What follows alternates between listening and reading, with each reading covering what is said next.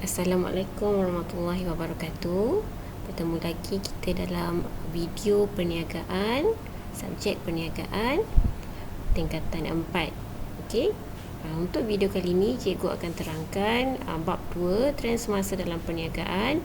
Okey, tetapi fokus kita dalam video ini ialah tajuk ataupun subtopik 2.1.2 peranan kerajaan dari aspek pertumbuhan ekonomi.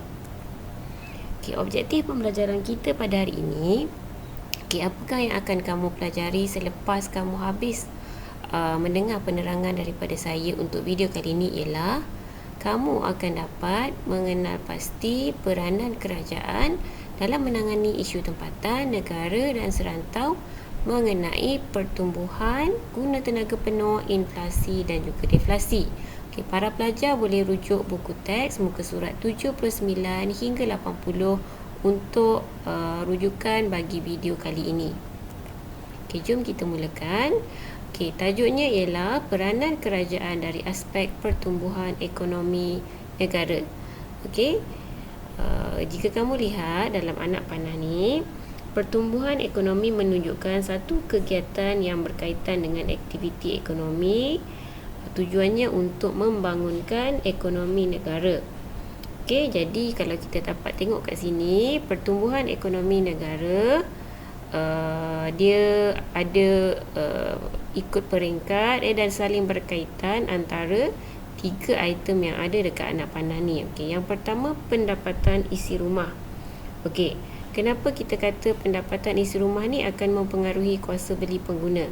Kerana sekiranya pendapatan isi rumah tu tinggi, maka kuasa beli isi rumah tersebut pun tinggi. Okay, pendapatan isi rumah ini dipengaruhi oleh latar belakang pendidikan, apakah pekerjaannya, serta lokasi kedudukan tempat isi rumah tu lah. Contohnya jika di kawasan bandar, mungkin pendapatannya lebih tinggi berbanding di kawasan perkampungan. Okey. Jadi sekiranya pendapatan isi rumah tinggi, kuasa beli pengguna pun tinggi. Okey. Kuasa beli pengguna ialah perbelanjaan yang dapat dibeli menggunakan pendapatan yang dia miliki. Okey, yang dia miliki. Okey, dengan pendapatan yang dia ada, dia dapat membeli barang dan perkhidmatan. Okey, sekiranya kuasa beli pengguna tinggi, keuntungan negara akan meningkat. Kenapa? Apakah yang mempengaruhi keuntungan negara ni? Apakah yang membuatkan keuntungan negara meningkat?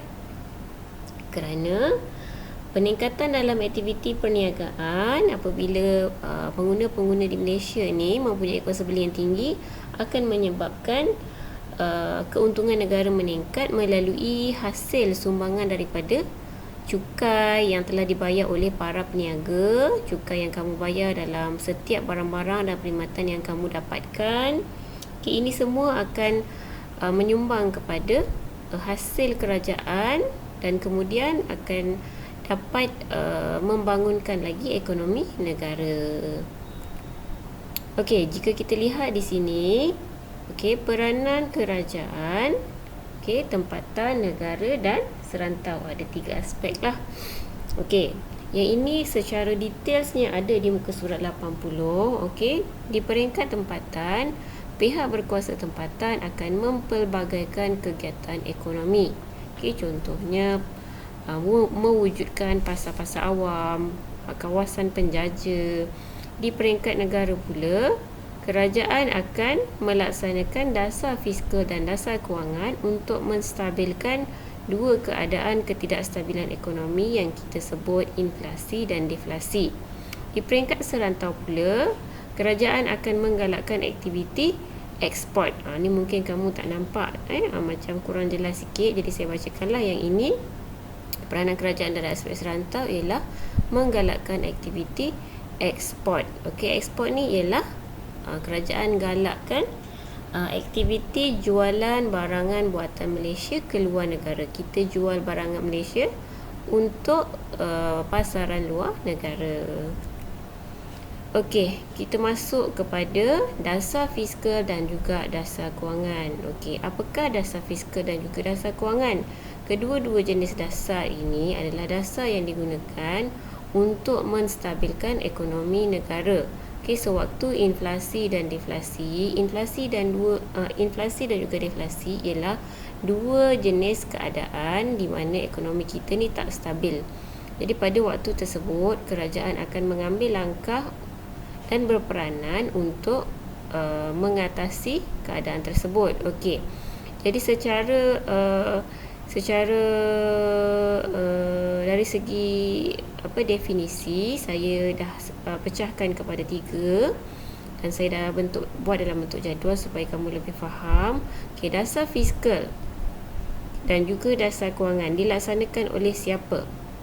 Dasar fiskal dilaksanakan oleh kerajaan pusat, manakala dasar kewangan dilaksanakan oleh Bank Pusat ataupun Bank Negara Malaysia. Okey, tindakan. Apakah tindakan yang dilakukan? Okey, untuk dasar fiskal, tindakan kerajaan ialah dengan mengubah perbelanjaan kerajaan dan cukai. Mengubah perbelanjaan dan juga cukai. So, kata kunci dia kat sini ialah perbelanjaan dan cukai. Okey, perbelanjaan dan cukai. Okey, saya terangkan yang ni dulu macam mana kerajaan bertindak untuk perbelanjaan dan cukai ni. Okey, contohnya pada waktu inflasi, berlakunya kenaikan tingkat harga.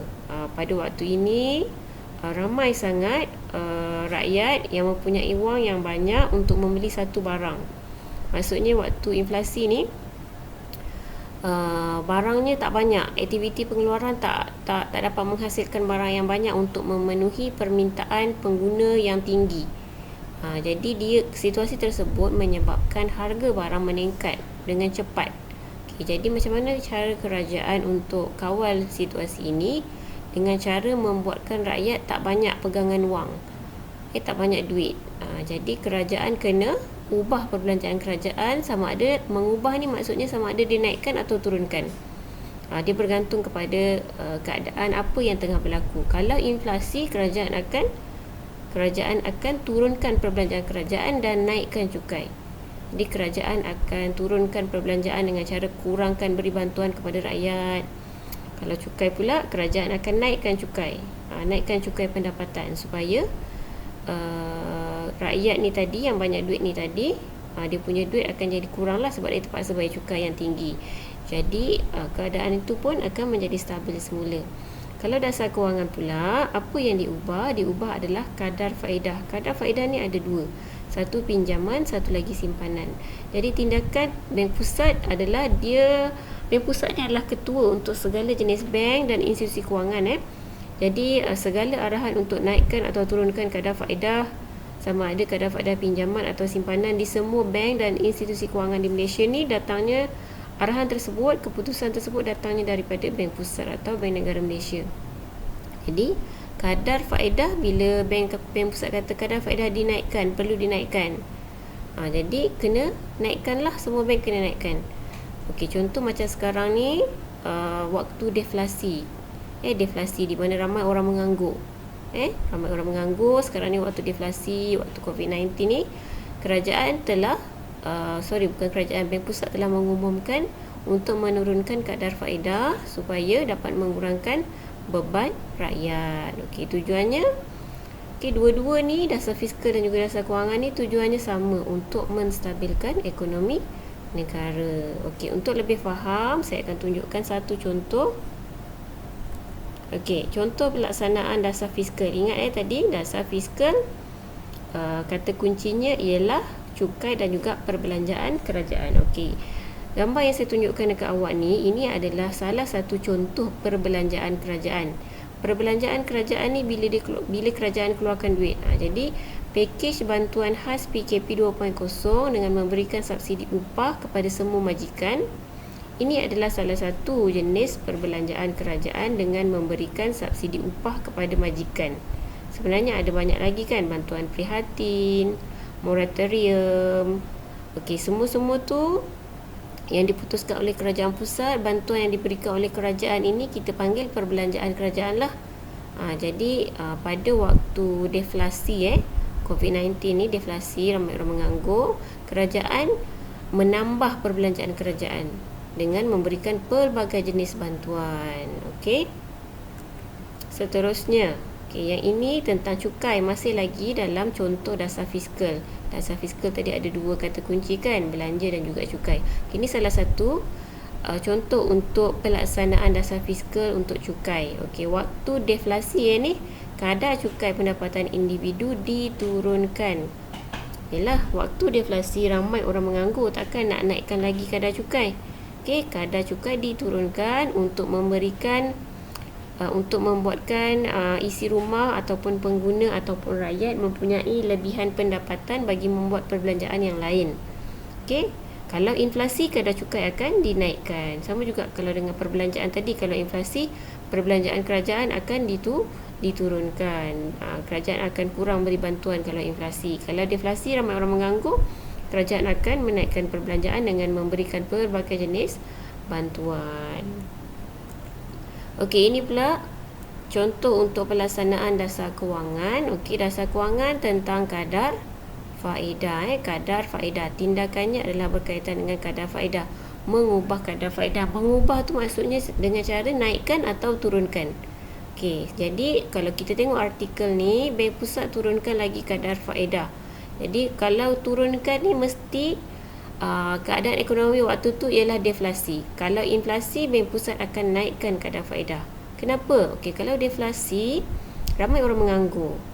Ramai orang menganggur, takkanlah Bank Pusat nak naikkan lagi kadar faedah. Orang dah tak ada duit kan, nak beli pelbagai jenis barang. Jadi waktu deflasi dengan keadaan ramai orang yang menganggur, Bank Pusat akan turunkan kadar faedah. Tapi waktu orang ramai banyak duit, waktu inflasi, Bank Pusat akan naikkan lagi kadar faedah.